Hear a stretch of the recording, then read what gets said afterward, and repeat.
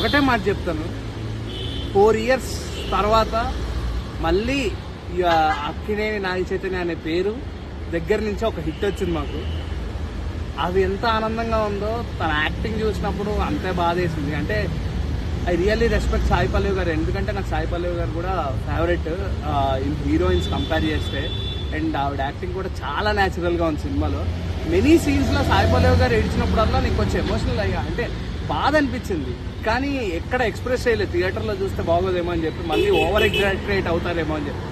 కానీ లాస్ట్ 20 minutesలో చెయ్యేడ్చాడు అయ్యా.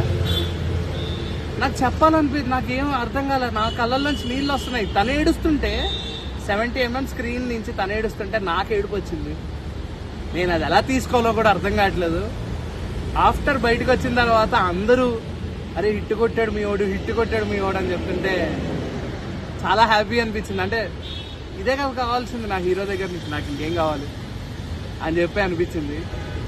Really a big thanks to Akkineni Naga Chaitanya garu for giving this wonderful blockbuster to us. మీ దగ్గర నుంచి ఇంక నుంచి నేను హీరో నాగ చైతన్య అని పిలవదలుచుకోలేదు. మిమ్మల్ని ఇప్పటి నుంచి you are an actor Naga Chaitanya, ఒక ఫుల్ లెంత్ యాక్టర్. ఒక యాక్టర్ రియాలిటీలో బతికితే అదే తండేల్ అని చెప్తాను, ఆఫ్ నాగ చైతన్య గారు. ఇది ఇంక నేను ఇంకేం చెప్పలేను. అండ్ డిఎస్పి గారు అండ్ చందు మొండేటి గారు, వాళ్ళిద్దరు లేకపోతే సినిమా లేదు.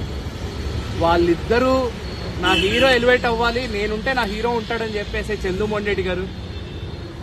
డిఎస్పి నేను లవ్ బీజిఎమ్స్ అయినా ఏ బీజిఎమ్స్ అయినా నేను చూసుకుంటా. నాగ చైతన్య గారికి ఎన్నో బ్లాక్ బస్టర్స్ ఇచ్చా, ఇదో లెక్క నాకు అనుకునే డిఎస్పి గారు.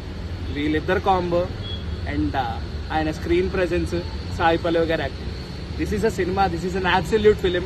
So Thandel is a huge blockbuster, magical block buster.